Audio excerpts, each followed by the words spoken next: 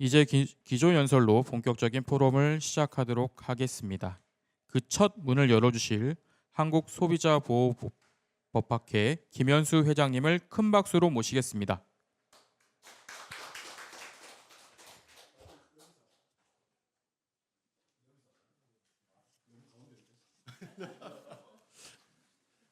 다시 인사 올리겠습니다.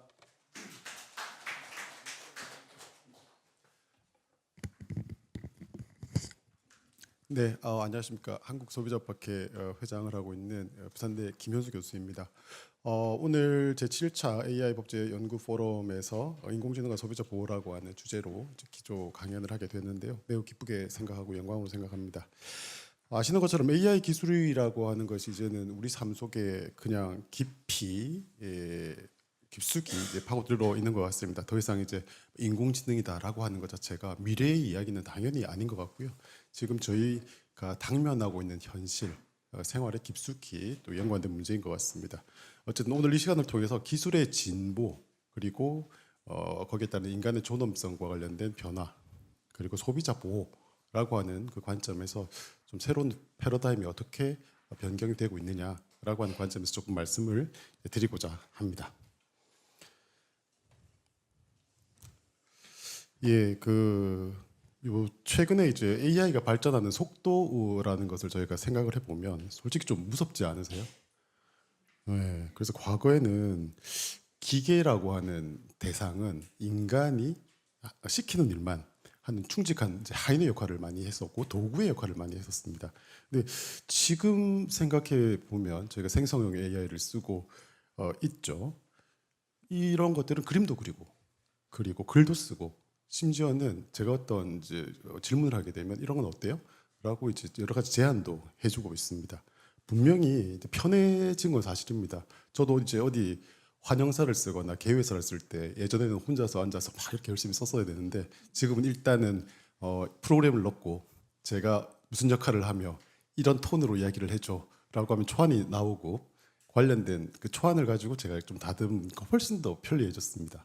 근데 문제는 가슴 한구석에 이런 또 불안감은 있습니다. 과연 이 결정 또는 이 글은 내가 쓴 것인가? 나의 자유의사에 의한 것인가? 아니면 내가 기계에게 조종당하고 있나? 뭐 이런 생각도 저희가 할 수 있는 것 같습니다. 그래서 여하튼 이런 편리함 뒤에 숨겨진 인간의 그 자유 또는 자유의사라고 하는 부분에 있어서 좀 근원적인 불안을 저희가 적시를 해야 되지 않을까 뭐 이런 생각을 해봅니다. 이러한 질문은 법철학적으로 AI를 과연 주체로 볼 거냐 또는 도구로 볼 것이냐라고 하는 그런 문제와 그런 논쟁으로 좀 이어질 수 있을 것 같습니다. 일각에서는 인공 초지능이라고 하는 것이 등장하게 되면은 AI가 인간을 능가하는 그런 주체성을 가지게 될 것이다라는 주장을 하고 있습니다. 그래서 기술적인 특이점을 넘어선 AI는 일정 부분 독립적인 행위자로서도 기능할 수 있지 않을까라는 이야기도 하고 있는 것 같습니다. 반면에 AI는 여전히 인간의 통제하에 있는 도구일 뿐이다라고 하는 시각도 뭐 강력히 제기되고 있습니다. 아무리 똑똑한 AI라고 해도 결국 그 근원에는 인간의 설계 그리고 데이터라고 하는 것이 있다는 것이죠. 최근에는 이러한 뭐 기술주의와 관련된 여러 가지 이제 비판이 제기가 되고 있고 기술 결정론에 휩쓸리지 말고 냉정하게 성찰해야 된다라고 하는 목소리가 또 제기가 되고 있는 것 같습니다. 결국 이러한 논쟁은 소비자법이라고 하는 것이 가지고 있는 기본 전제, 즉 인간 또는 소비자의 자유의사라고 하는 그런 개념을 일정 부분 좀 흔들리게 하고 있는 것 같습니다. 여기 제가 좀 의사결정의 위기, 넛지에서 조종으로라고 하는 제목을 이 장표에는 썼었는데요. 결국 이게 무슨 말이냐면 마케팅 방식이 완전히 바뀌었다라고 하는 뜻입니다. 그래서 제가 이걸 넛지에서 조종이다라고 하는 표현을 썼는데요. 예전에는 예컨대 제가 백화점을 가게 되면 그냥 음악 틀고 그리고 백화점에 시계가 없다라고 하더라고요. 예, 그리고 창문도 잘 없고 예, 그다음에 예쁜 조명도 비추어주고 일정 부분 팔고 싶은 물품에 대해서 이렇게 해서 이제 넛지를 하는 거죠. 유인을 하는 겁니다. 근데 지금 AI는 어떻습니까? 내가 했던 검색 기록, 내가 샀던 물건 구매 기록, 그리고 또 소비 패턴, 그다음 심지어 제 기분까지 분석해가지고 기분이 안 좋으신가요?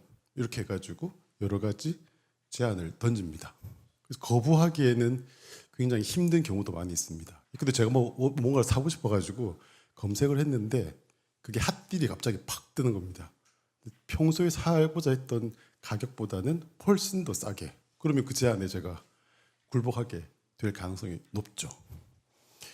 여하튼 이러한 현상이라는 게 넛지라고 하는 종전을 생각해 보면 이제 유인이라고 하는 또는 유도라고 하는 그런 관념보다는 어떻게 보면 조종에 가깝지 않을까 이런 생각도 해볼 수 있을 것 같습니다.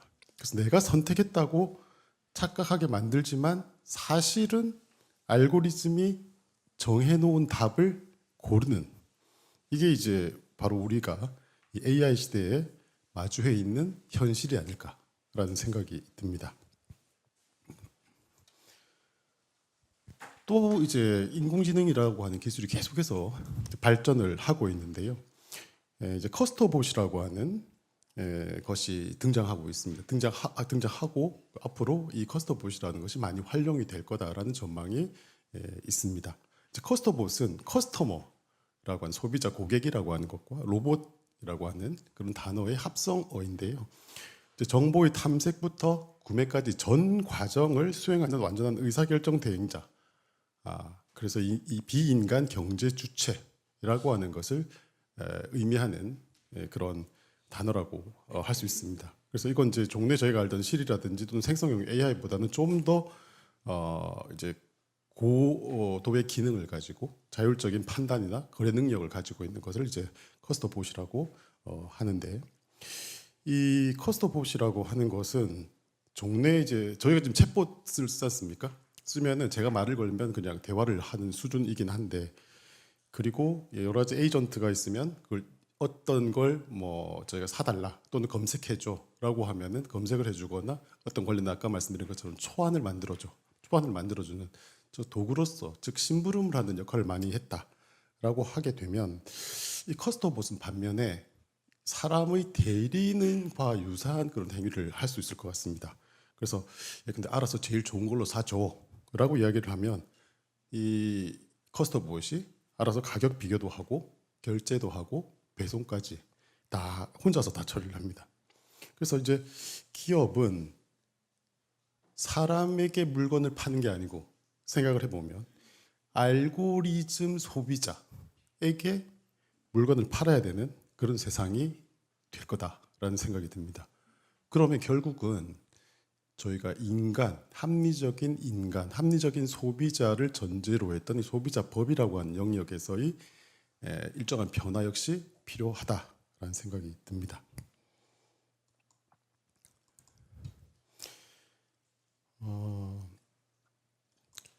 자, 그래서 이제 커스터봇이라고 하는 것이 등장하게 되면 말씀드린 것처럼 기존에 있었던 소비자법의 전제를 저희가 좀 무너뜨리게 되고요.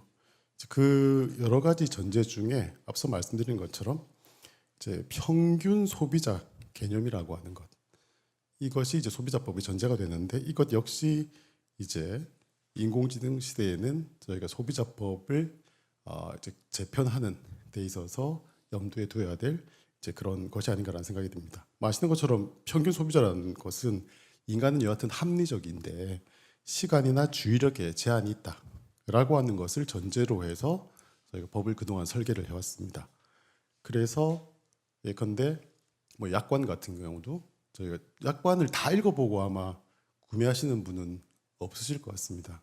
제가 공정거래조정원의 약관분쟁조정협의회 그 위원인데요. 분쟁 조정을 하면서 그때 이제 약관을 봅니다. 근데 제가 물건을 구매할 때는 절대 약관을 보지 않고 믿고 삽니다. 예. 그런 것이죠. 표준 약관이 채택되어 있을 가능성이 높은 겁니다. 그러니까 평균적인 소비자라고 하면 합리적이지만 시간이 없고 당연히 그 약관을 다 읽어보지 않을 거다. 그걸 일정 부분 소비자 측에서 도와주는 것이 이제 근데 표준 약관이라고 하는 제도가 될 수 있을 것 같습니다. 이제 그런 것들이 이제 이 인공지능 시대에는 평균 소비자라고 하는 개념이 조금 더 아까 커스터봇이 등장하기 때문에 이런 이제 개념이 좀 달라지지 않을까라는 생각이 듭니다. 그래서 이제 커스터봇은 잠도 안 자고 정보 과부하도 없고 24시간 내내 이제 방대한 데이터를 처리하는 어떻게 보면 초합리적인 소비자다라고 저희가 생각해 볼 수 있을 것 같습니다. 그렇게 생각을 해보면 과연 현재의 소비자법은 인간을 위한 법이냐 아니면은 완벽한 기계를 위한 법이냐 라고 하는 생각을 저희가 또 해볼 수 있을 것 같습니다. 그래서 결국 인간 중심적으로 설계된 기존의 소비자법이 일정한 한계를 가지고 있다라는 생각도 들고요. 다음은 이제 정보 패러다임의 전환입니다. 아까 말씀드린 것처럼 약관을 다 읽어보시지 않으시죠. 그래서 깨알 같은 글씨 사실상 읽지 말라고 써놓은 거랑 다름이 없다. 저희가 그렇게 생각을 하는데 근데 미래에는 소비자, 인간이 그 약관을 읽지 않을 것 같습니다. 아까 말씀드린 것처럼 커스터봇이 있다고 하면 AI 비서가 저를 대신해서 약관을 읽습니다. 그리고 순식간에 분석해가지고 주인님 이 조항은 소비자에게 불리한 독소 조항이니 이 거래에 약관에 동의하시면 안 됩니다. 라고 분명히 해줄 것 같습니다. 그럼 이제 기업들은 사람이 읽는 형태의 약관이 아니고 기계가 읽을 수 있는 데이터 형식으로 아마 정보를 줘야 되지 않을까라는 생각이 듭니다. 그래서 정보 패러다임의 전환이 또 생기는 것이죠. 다음으로는 내가 쓰는 커스터봇이 이제 왜 이 상품을 추천했는지 알 수 없다라고 하는 불투명성, 그리고 기업과 소비자 간의 압도적인 정보 격차로 인한 비대칭성이라고 하는 것이 아마 더 심화될 것 같습니다.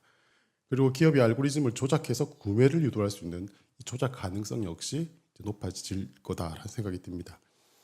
그리고 이 커스터봇이 물건을 잘못 샀습니다. 그럴 때 그 책임이 개발자에게 있는지 또는 플랫폼에 있는지 또는 소비자에게 있는지 이런 책임의 소재 역시 이제 좀 불분명하다라는 생각이 듭니다.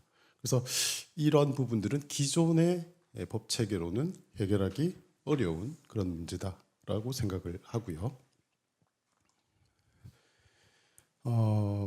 그리고 또 이제 저희가 디지털 취약성 2.0이라고 하는 새로운 위험 역시 이제 등장하게 될 것 같습니다. 결국 이제 앞서 말씀드린 것처럼 사람을 기업들이 속이는 게 아니고 기업들은 물건을 팔기 위해서 또는 거래를 하기 위해서 AI의 눈을 속이게 됩니다. 그래서 이미지 픽셀을 살짝 조정해가지고 조작해서 AI가 엉뚱한 물건을 사게 한다거나 또는 주인 몰래 송금을 해라고 하는 그런 악성 명령을 씹는 이 프롬프트 인젝션 공격과 같은 이런 문제 역시 이제 생기지 않을까라는 생각이 들고요. 그 다음에 제가 물건을 구매하기 위해서 AI 비서라고 하는 프로그램을 쓰고 있는데 그 AI 비서가 해킹을 당한다라고 하면 사실상 제 지갑 또는 제가 영유하고 있는 사생활 전부가 털린다라고 저희가 생각을 할 수 있을 것 같습니다.